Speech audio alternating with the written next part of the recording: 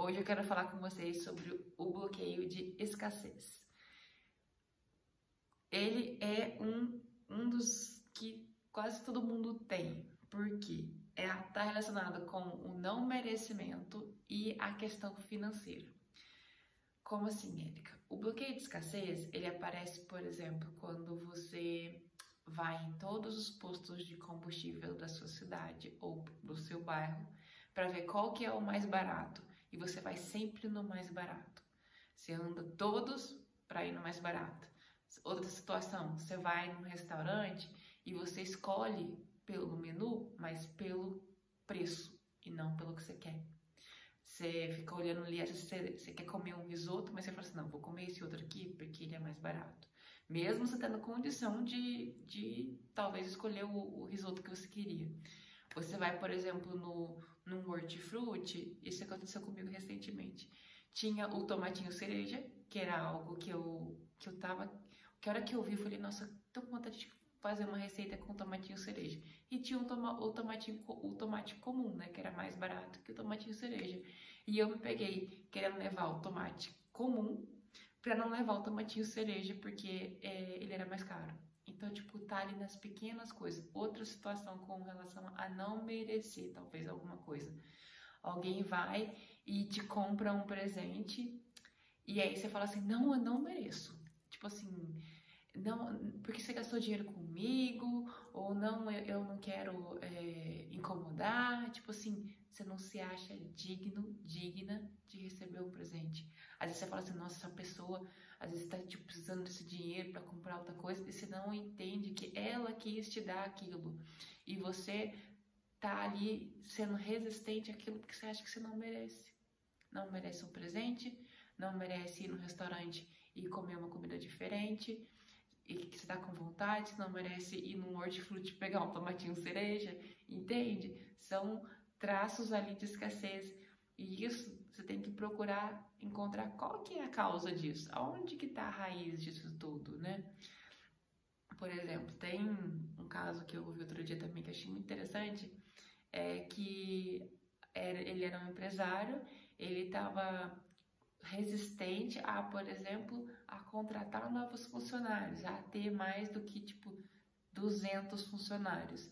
E ele não queria contratar, não queria, e aí ele foi revisitar isso e aí encontrar a causa desse bloqueio, né, que também era um bloqueio de escassez, era que um dia o pai passava perto de um bairro industrial e ele sempre falava assim, nossa, como que essas pessoas conseguem pagar esse, tipo, o dia do acerto, né, dessas pessoas, né, de 200 funcionários, como que eles conseguem fazer isso?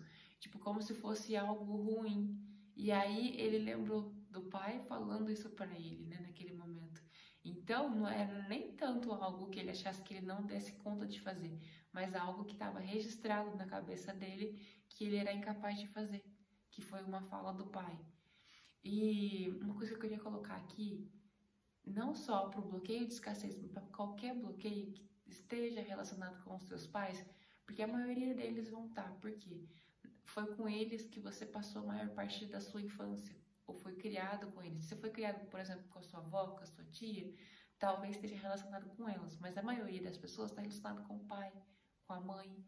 E isso não quer dizer que a culpa é deles, que eles têm culpa sobre esse bloqueio. Não tem nada a ver com isso. Eles deram o melhor que eles tinham para dar naquele momento, naquela situação. E continua mantendo o honrar pai e mãe. Como que você honra pai e mãe? Você respeita eles como eles são, aceita eles como eles são e respeita. Só isso. Assim que você honra o seu pai e a sua mãe. E os bloqueios é como você interpreta aquela situação, entende? Então, às vezes, por exemplo, em algum momento da sua vida, o seu pai e sua mãe te ensinou, por exemplo, que dinheiro é... Dinheiro é o quê? Algo sujo? Dinheiro é sujo? Alguém te ensinou isso? Então, foi isso que ficou aqui, ó, na sua mente. E isso interfere, por exemplo, agora na sua vida adulta, como que você lida com o dinheiro? Porque está registrado aí que é algo ruim, que é algo sujo, que é algo que você não merece. Às vezes, por exemplo, teve momento ali da sua vida, da sua infância, em que, por exemplo, você não pôde ir numa viagem com um coleguinha da escola porque as questões financeiras ali da sua casa não era favorável a isso, você não pôde, então você foi privado disso. Ou você queria comer uma comida diferente que alguém estava comendo e não pôde porque a questão financeira ali estava barrando isso. Isso não é culpa dos seus pais, mas talvez você foi ali falando, tipo, nossa, eu não mereço isso. Eu não, e depois na vida adulta, às vezes você tem o dinheiro e você não vai e compra. Você não vai no restaurante e come algo que você gostaria de comer, porque você acha que não merece. Você não vai, por exemplo, tirar umas férias para algum lugar, porque você acha que você não é digno de tirar férias, de desfrutar aquele momento. Entende que, tipo, você tem que identificar por que você não está querendo fazer isso e aonde que está essa causa. E essa causa normalmente está na nossa infância, nos anos anteriores à nossa vida adulta, entende? Por isso que é tão importante a gente identificar, não, primeiro saber que existem os bloqueios, identificar esses bloqueios e depois ir tentar achar a causa para ressignificar esse bloqueio e se desbloquear.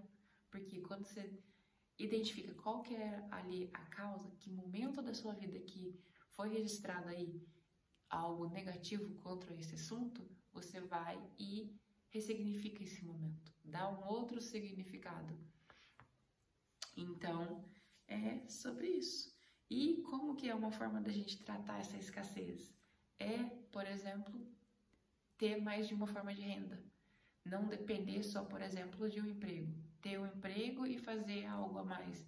Porque na falta desse emprego, você tem uma segunda renda, você tem uma terceira renda para te suprir, entende?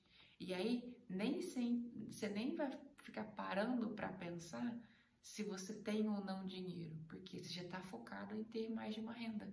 Então, sempre vai ter um dinheirinho ali a mais. Sempre vai ter, em caso de emergência, um pouquinho de dinheiro ali na sua reserva. Porque tem várias formas do dinheiro entrar na sua vida, na sua família, na sua renda, né? E é isso. Espero que vocês tenham entendido. E ó, vou deixar uma tarefa. Anota aí momentos em que você se viu se privando ou não sendo merecedor de alguma coisa ou escolhendo as coisas pelo preço. E toma uma ação em relação a isso. Vai identificar onde que está a causa disso e vai desbloquear, vai ressignificar esse momento da sua vida para você ter acesso à liberdade e viver a sua vida de forma diferente, tá bom? E é isso. Espero que tenham gostado.